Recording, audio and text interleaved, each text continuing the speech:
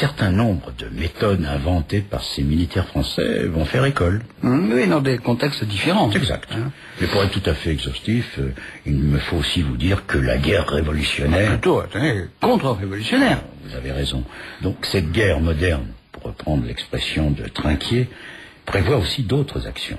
L'implantation de zones de résistance, ce qu'on appellera les hameaux stratégiques, où l'on regroupe des villageois pour mieux les surveiller et où on les rééduque politiquement pour les pousser à se battre contre le Viet Minh. On fabrique du harki au fond. Et puis, il y a des actions armées qui empruntent aux méthodes des services actions, sabotage, coups de main contre les chefs Viet Minh, etc.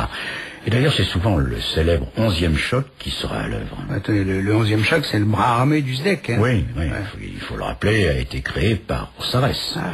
Rossarès qu'on va retrouver naturellement en Indochine. Toutefois, je reviens à nos militaires. Pour beaucoup d'entre eux, la défaite de 1954, c'est un vrai coup de massue. Non seulement notre empire colonial s'effondre, morceau après morceau, mais c'est aussi la victoire du communisme. Le communisme qui menace maintenant l'Occident chrétien. C'est ça. Et tous ces officiers qui, pour la plupart, vont être envoyés en Algérie sont littéralement malades de l'Indochine. Puis, attendez, il faut rappeler aussi qu'il y a l'humiliation de Suez. Où en 1956, ils vont être frustrés d'une victoire annoncée. Donc ils ont une grande envie de prendre leur revanche. Certainement. J'ajoute quand même qu'avant de quitter l'Indochine, certains d'entre eux ont déjà expérimenté les méthodes de contre-guérilla qu'ils vont désormais expérimenter en Algérie. Et en particulier, l'usage de la torture. Là-bas aussi, on a utilisé la fameuse gégène pour faire parler les prisonniers récalcitrants. Gégène, car il s'agit d'une génératrice d'électricité. Oui, qui permettait de faire fonctionner les téléphones de campagne. Une sorte de manivelle. C'est ça. Pour être tout à fait honnête, il faut dire que les militaires n'ont pas été les premiers à employer la torture contre ceux qu'on appelait les indigènes. Dès 1936, le gouverneur général de l'Algérie, qui était alors le radical socialiste Maurice Violette, fait état de cas de torture. Qui torturait alors? Les services de police. Et en 1949, un autre gouverneur, Edmond Negelen, devra même pondre une circulaire interdisant cette pratique dans les commissariats. Ça veut dire que c'était assez courant. Il me semble, oui. Et au début des années 50, on enregistrera plus de 80 plaintes de Nord-Africains affirmant avoir été torturés par la police. Enfin, il faut dire, ça n'excuse rien, bien sûr, que depuis les événements de Sétif en 1945, les nationalistes algériens ne cessaient de manifester et de revendiquer. Avant même la Toussaint 54. Et puis le climat devenait de plus en plus tendu. En tout cas, ce que je retiens, c'est que les militaires n'ont pas été les premiers à utiliser la torture en Algérie. C'est tout à fait exact. Il y avait une sorte de tradition, si je puis dire. Tradition. Quoi qu'il en soit, les officiers qui ont combattu en Indochine annoncent clairement leur intention d'appliquer en Algérie les méthodes de la guerre révolutionnaire que les Trinquier et autres Lachaurois ont théorisées. Mais cette fois-ci, contrairement à ce qui s'est passé en Indochine, ils ont l'oreille de leurs supérieurs. Les plus hauts gradés, tels le général Salan, les soutiennent. Et dès 1955, à l'est d'Oran, on crée le centre d'instruction de la pacification et de la contre-guérilla. Qu'est-ce que c'est ça? C'est une école d'action psychologique? C'est exactement ça, oui. Et on y voit passer non seulement les officiers et sous-officiers nommés en Algérie, mais aussi des militaires étrangers qui viennent ainsi s'initier aux méthodes françaises. À l'innovation, comme on dit alors très hypocritement. Pourquoi hypocritement? Parce qu'il s'agit ni plus ni moins de dissimuler des pratiques qui sont toutes condamnées par les conventions de Genève. La torture, bien sûr, mais aussi les déplacements forcés de population et les exécutions sommaires. Ainsi, pour éviter de prononcer le mot torture dans la recherche du renseignement, on parle de méthode de coercition. Un euphémisme, ça veut dire la même chose. Et nos militaires de se trouver des excuses. Cette guerre, ils veulent bien sûr parler de l'Algérie, leur est imposée. Par conséquent, ils doivent riposter et ils y sont obligés. Et tant pis s'ils se trouvent amenés à utiliser des techniques que la morale et la civilisation occidentale réprouvent. Il faut bien souligner que si les principaux chefs militaires présents en Algérie vont inciter leurs subordonnés à user de pratiques interdites par les lois de la guerre, le pouvoir politique n'est pas en reste. Ainsi, le gouvernement de Guy Mollet, qui a obtenu de l'Assemblée les pouvoirs spéciaux, signe un décret autorisant les militaires à se substituer aux autorités civiles pour Sylvie Thénault, auteur d'une histoire de la guerre d'indépendance algérienne, le gouvernement est alors convaincu que les forces de l'ordre doivent légalement recevoir tous les moyens d'agir. Et elle poursuit, je la cite, « Maurice Bourgès-Monory ne disait rien d'autre le 31 mars 1955 quand, ministre de l'Intérieur, il soutenait le projet de loi d'état d'urgence devant les députés. Je pense qu'avec le droit commun ancien, le policier, le militaire étaient souvent devant l'horrible choix d'être inefficaces ou d'être des meurtriers. Cela doit désormais être évité. Pour cette raison, Bourgès-Monory signe le 1er juillet 1955 avec le général Koenig, alors ministre de la Défense, l'instruction qui, définissant les conditions de la lutte au sol, autorise de tirer sur tout suspect qui tente de s'enfuir. Une telle prescription permet aussi de couvrir les décès sous la torture ou de tuer en dehors des combats sans risque de poursuite judiciaire ni de sanction. Sur déclaration des militaires, en effet, les gendarmes établissent des procès-verbaux déclarant comme fuyards abattus des hommes et des femmes morts dans des circonstances invérifiables. Dans le cas de Maurice Oudin, jeune mathématicien du Parti communiste algérien, les militaires vont même jusqu'à jouer une fausse évasion pour expliquer sa disparition. Le livre de Sylvie Thénault est paru chez Flammarion.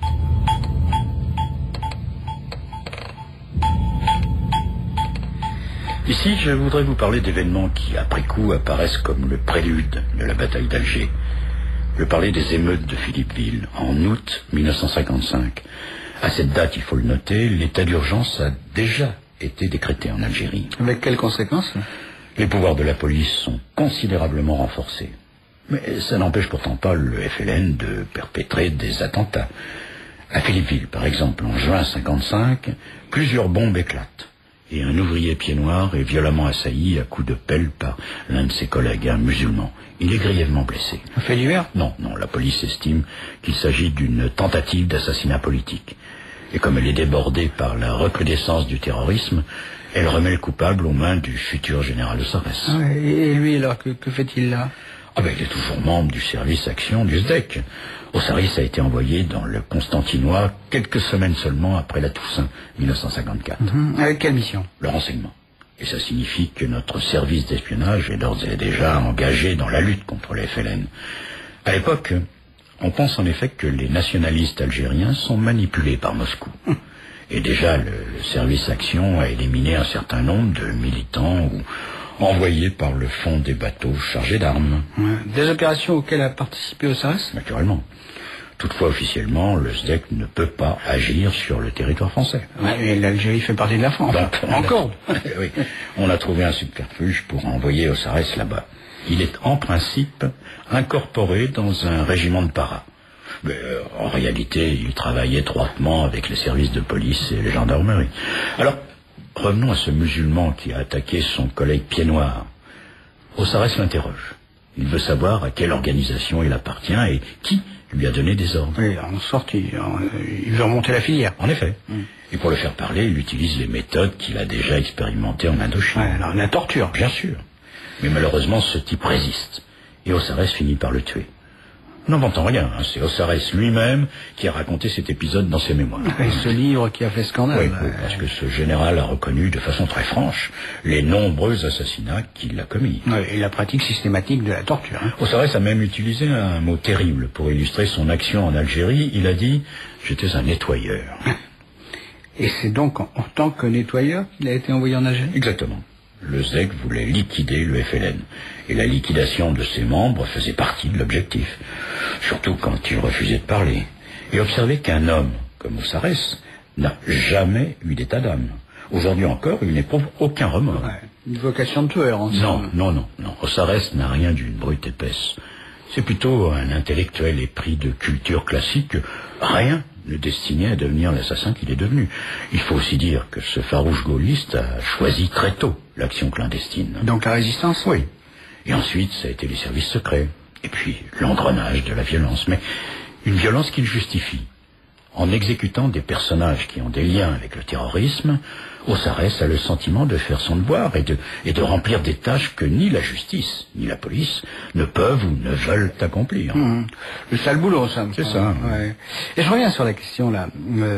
Ses supérieurs directs sont-ils au courant? Ça, je l'affirme, même si certains déplorent son activité. En tout cas, il faut observer qu'aucune sanction n'a jamais été prise à son encontre. Ouais. Alors, qui ne dit mot consent? C'est ce que je pense.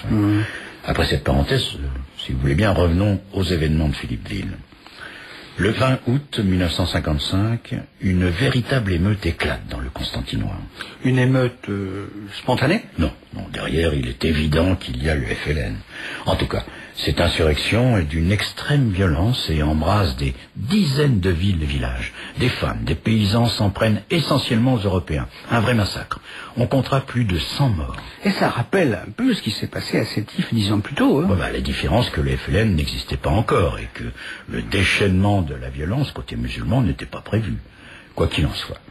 Comme à Sétif ou Guelma, les Européens, épaulés par les militaires, entreprennent aussitôt de se venger. Des ratonnades. Des représailles sauvages, oui. Et c'est là où l'on retrouve Aussaresses. Lui, à la tête de ses paras, il conduit les Nord-Africains qui ont été faits prisonniers au beau milieu du stade de Philippeville. Et il ordonne à ses hommes de les exécuter à la mitraillette. Pour faire un exemple? L'utilisation de la terreur fait aussi partie des méthodes de la guerre révolutionnaire, rappelez-vous.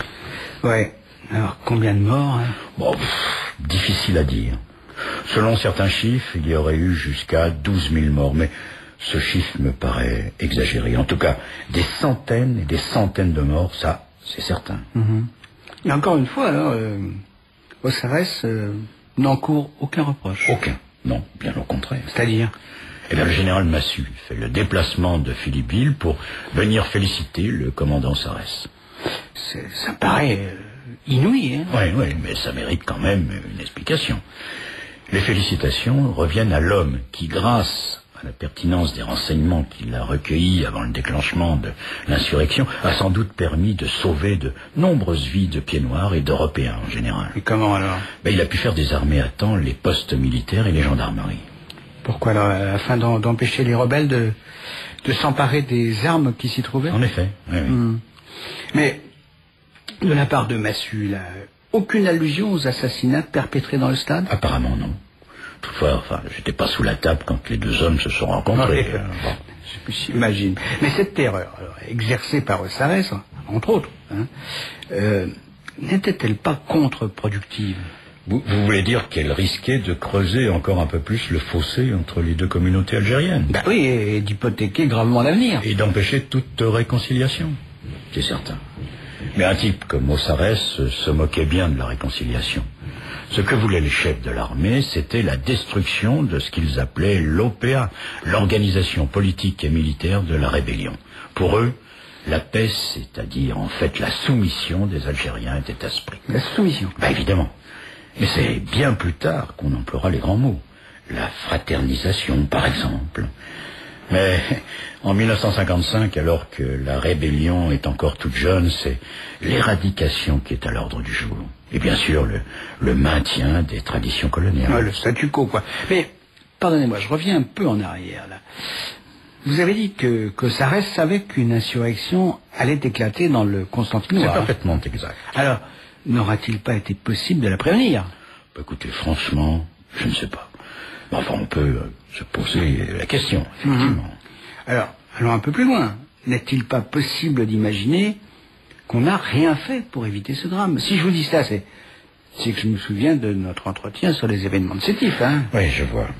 Après une répression qui a été féroce et a duré plusieurs jours, le général qui a dirigé les opérations a dit « Nous avons gagné 10 ans. » Oui, 10 ans de calme avant l'inéluctable reprise de la violence. Alors, certains chefs militaires n'ont-ils pas tenu ce raisonnement? Je ne sais pas. En tout cas, s'ils ont cru qu'en frappant aussi fort, ils pouvaient gagner du temps, ils se sont lourdement trompés. Parce que, loin de décroître, la révolte va aller en grandissant et les musulmans seront toujours plus nombreux à rejoindre les rangs de la rébellion.